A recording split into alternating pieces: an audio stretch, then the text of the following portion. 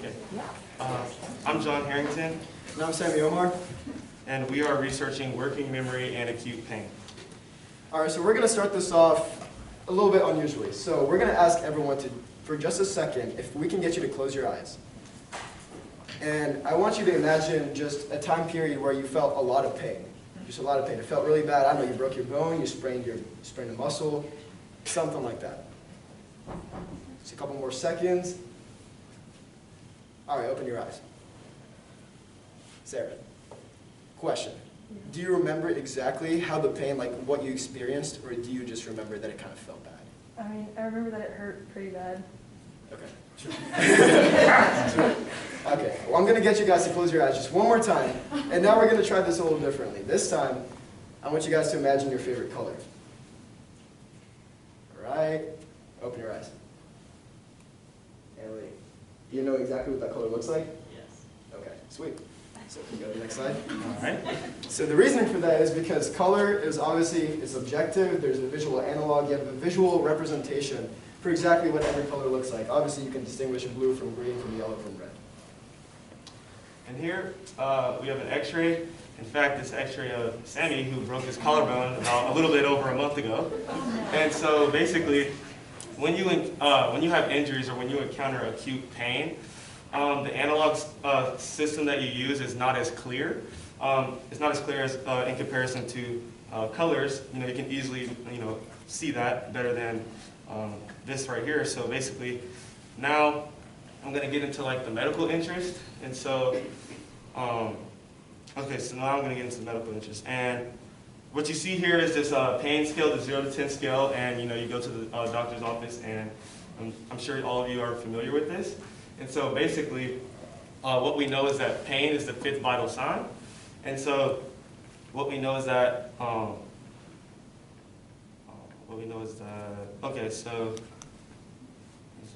okay, and so basically this whole scale is basically encompassed around the fact that pain is that we all have a memory for pain, basically. And so when the physician asks you, how much pain are you in right now?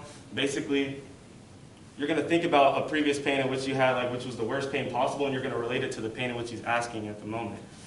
And so, because of that, you actually have to make decisions based off the acute pain that you have.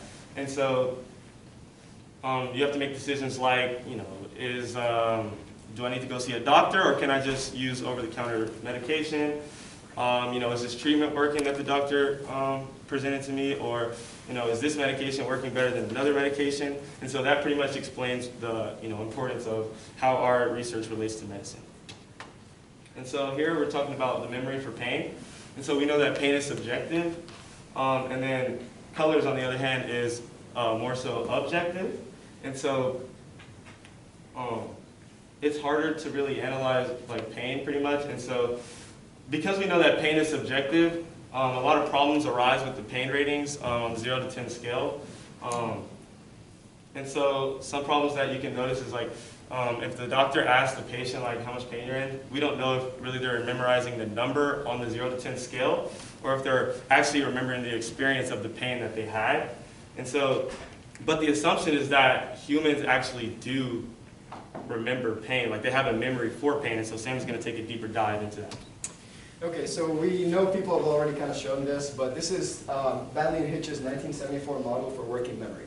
So what you see here at the bottom section is the long-term kind of component of the whole thing, and then you have the working memory component. You got the phonological loop, the episodic buffer, the visuospatial sketchpad, and the central executive.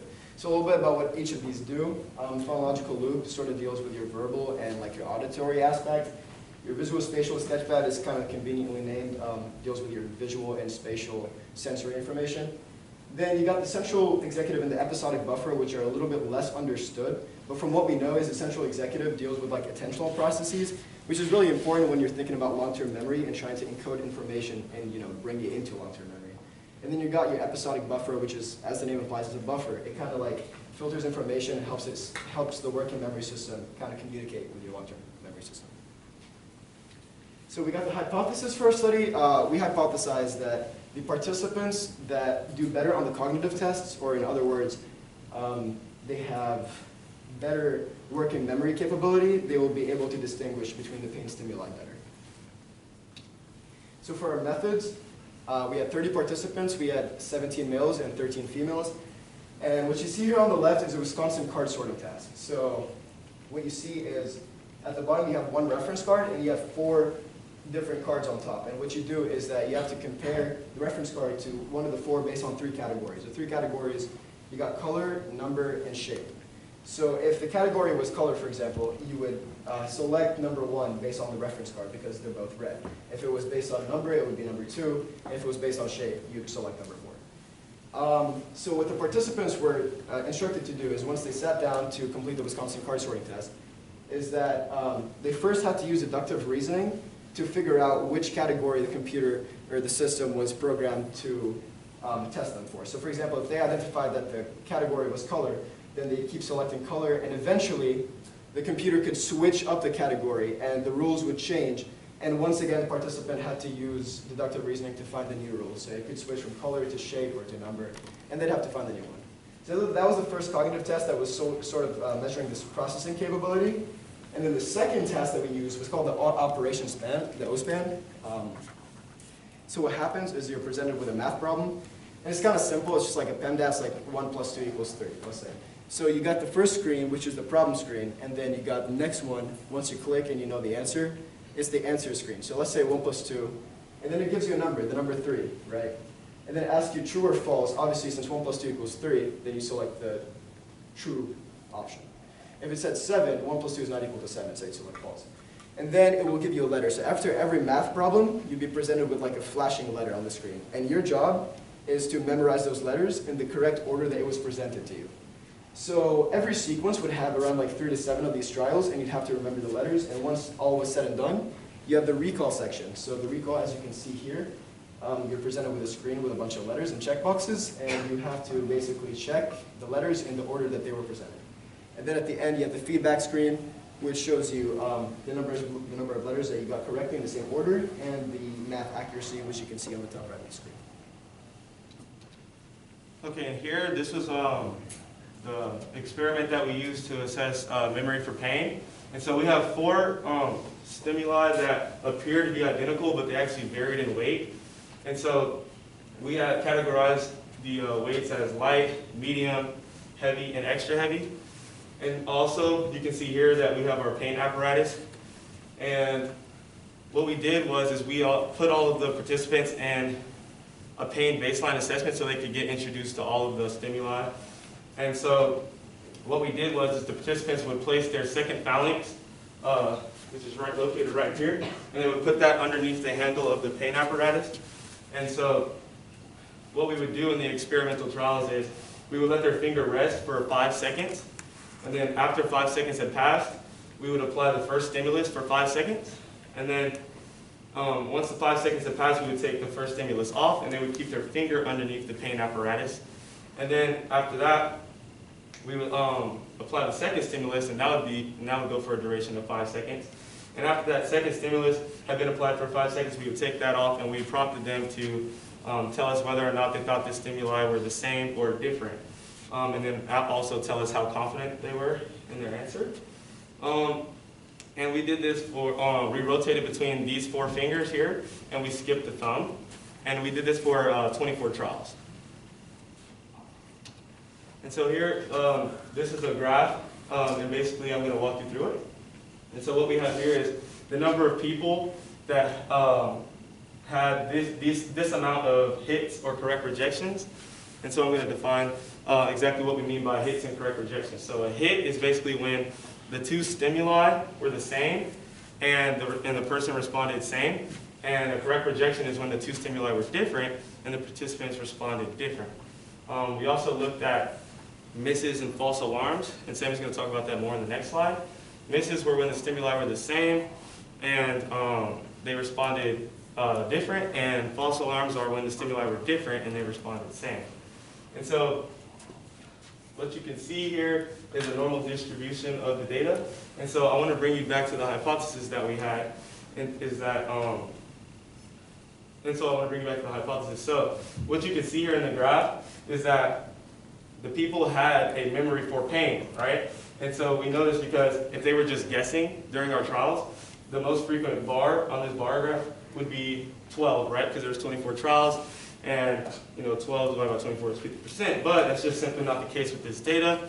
And so we decided to take a deeper look into the data, and Sammy's going to talk about that with the working memory. So we're going to walk through this slightly complicated looking table. First of all, you have the O-span partial score.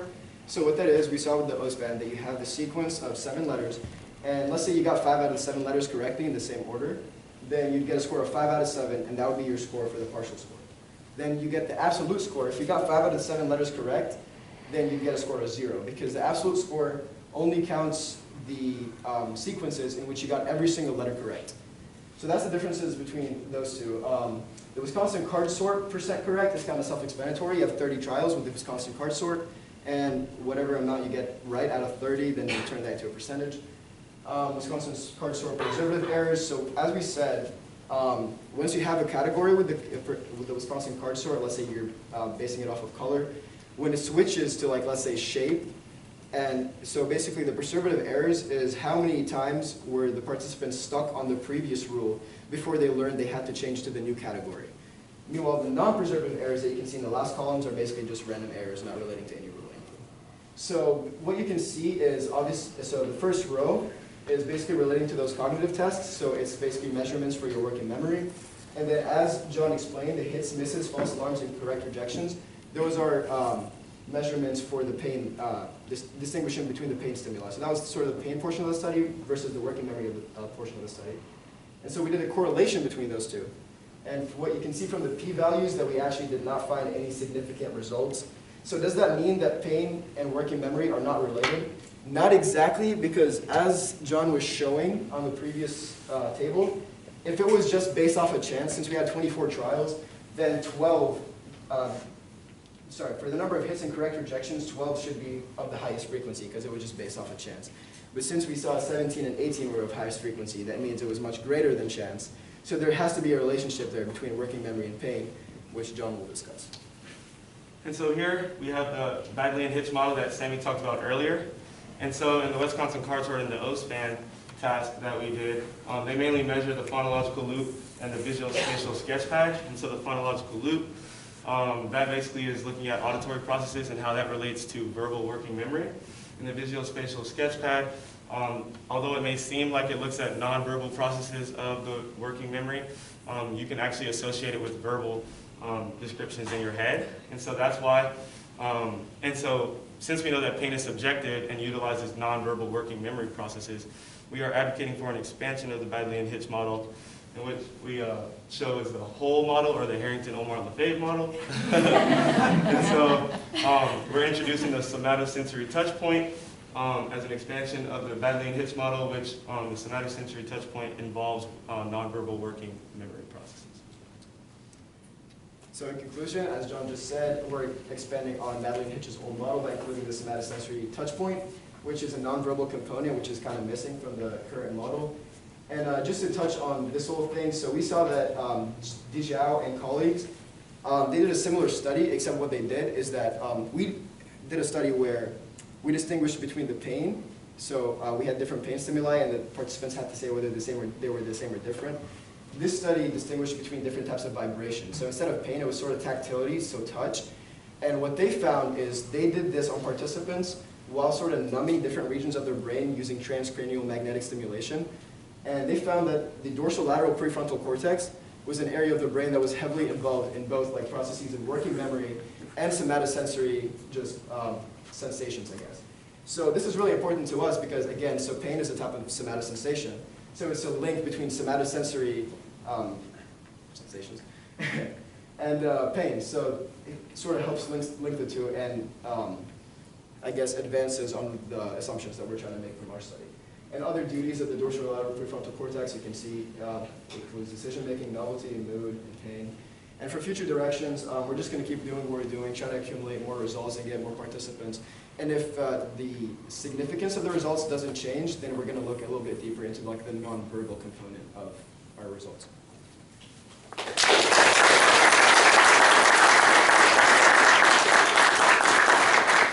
All right, we've got time for one question. Yes, Emily. Why did you not include the thumb when you were measuring pain? Because the pain apparatus, it was kind of weird. It was like, it's hard since it's so flat, it would be hard to like have it flat on the board instead of just having one finger. Well, there's that, and also every single one of your fingers, if you can see that little space right here, the second phalanx, your thumb doesn't really have that.